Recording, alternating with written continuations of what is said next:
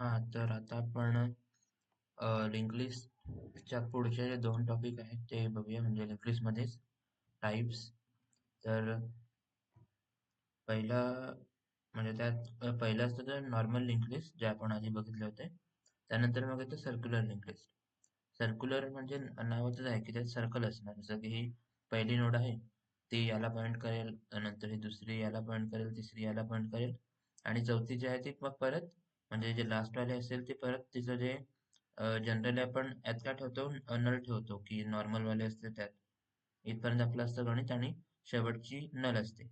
पण सर्क्युलर मध्ये तिथे नल ठेवण्याच्या ऐवजी आपण पहिले जे आहे तिचा ऍड्रेस आपण यात भरतो. म्हणजे ते असं व्हिज्युअली असतं की ही जी नोड आहे ती याला पॉइंट करते, म्हणजेच याचा ऍड्रेस याच्यामध्ये आहे. तर बस एवढंच, हे त्याला सर्क्युलर लिस्ट एवढीच, ती त्यात एवढं खास नसतं. आणि कारण की आपण हे दोन आहेत ते सध्या आपण एवढे याच्या डिटेलमध्ये नाही बघणार सध्यापुरती. सध्यापुरती आपण फक्त वरवरच बघणार आहे ते दोघांचं लॉजिक वगैरे. कारण जास्त पॉसिबिलिटी आहे की नॉर्मल लिंक लिस्टवरच क्वेश्चन येऊ शकतात. त्यामुळे सध्या तरी याला आपण कोडमध्ये एवढं बघणार नाही. पण जर वरच्यावर बघायला झालं तर मग आपण जसं की हे बघितलं होतंच लिंक लिस्टचा कोड. त्यात सिम्पली हे सुरुवातीला आपण स्ट्रक्चर बनवलं होतं, त्यामध्ये हे टाकलं होतं. आणि आपण इथं इन्सर्शन मध्ये आपण कसं करायचो, सिम्पली आपण फॉर लूप लावायचो, आणि इथून एलिमेंट आहे तो घ्यायचो, आणि सिम्पली त्याला भरत जायचो आणि ऍड्रेसला पुढे टाकायचो. यात फक्त एवढंच की हे इन्सर्शन सेम होईल यात पण, याच्यात पण. कारण हे हे इथपर्यंत सगळं सेमच असणार आहे. फक्त शेवटी जेव्हा सगळं इन्सर्शन झालं तेव्हा फक्त आपल्याला शेवटची जो नोड असणार आहे तिच्या ऍड्रेसमध्ये फक्त याचा, सॉरी, तिच्या ऍड्रेस फील्ड मध्ये याचा ऍड्रेस आपल्याला पहिल्याचं भरायचं आहे बस. तर त्यासाठी फक्त एक लाईन एक्स्ट्रा आपल्याला इथे ऍड करावी लागेल या सगळ्या इन्सर्शन नंतर, फॉर लूप नंतर. मग याच्याने ते होऊन जाईल. त्यामुळे सध्या, आणि हा कोड सिंपलच असणार आणि ते सध्या त्या कोडची टेन्शन घ्यायची गरज नाही. त्यानंतर आता राहिला याचा विषय आपला डब्ल्यू लिंक लिस्टचा. तर यात पण सिंपलच आहे, म्हणजे एवढं काही कठीण नाही. त्यात एवढंच की जसं की आधीपर्यंत काय व्हायचं की ही जी आहे ती पुढच्याला पॉइंट करते, त्यानंतर परत पुढे, परत पुढे. तर इथे इश्यू असा व्हायचा की समजा आपण समजा इथे आलेलो आहे, आणि आपल्याला इथून आपल्याला आठवलं की मला इथे याची गरज आहे सध्या, या याची समजा की या एलिमेंटची. तर मग इथे इथून इथून आपल्याला मागे जाण्यासाठी कोणतं ऑप्शन नाही डायरेक्ट मागे जाण्यासाठी. आणि समजा सर्क्युलर जरी असेल तरी पण मग त्यात खूप, समजा सर्क्युलर 100 नोड्सचे आहे, तर ते असं पूर्ण जाऊन परत फिरून यावं लागेल, तेव्हा त्याचा याचा डेटा आपल्याला ऍक्सेस करता येईल. इथून आपण डायरेक्ट कोणता ऍक्सेस नव्हता करता येत.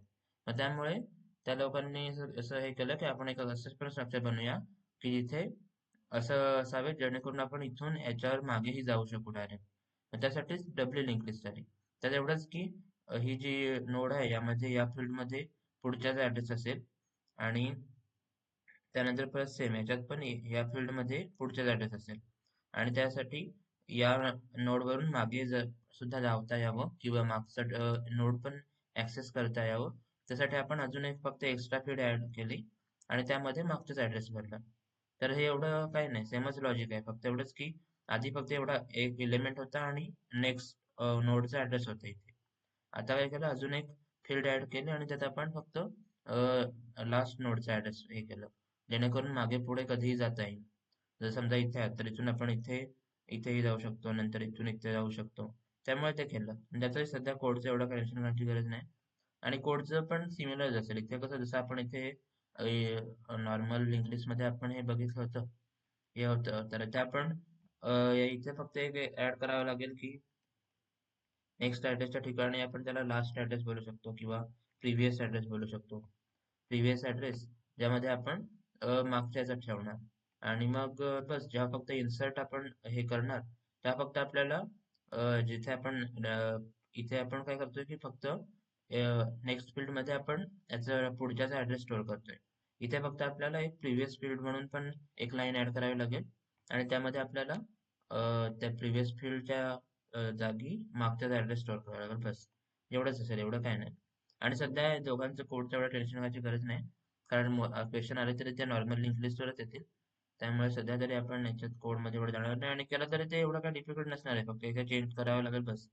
कारण इथे फक्त एक एक्स्ट्रा फील्ड ऍड होते ही वाली, ज्यामध्ये मागचाच ऍड्रेस आहे, बाकी सगळं सेमच आहे. तर त्यामुळे ह्या दोन गोष्टी मेन होत्या. आणि याचा कोड आपण सध्या ह्या इटरेशन मध्ये आपण फक्त जे काही आपण ठरवले तेच कोड पूर्णपणे बघूया. ते कम्प्लीट झाले व्यवस्थित तर मग आपण यांचे सगळ्यांचे कोड बघूया. तर ठीक आहे, सध्यापुरती एवढंच. बाय.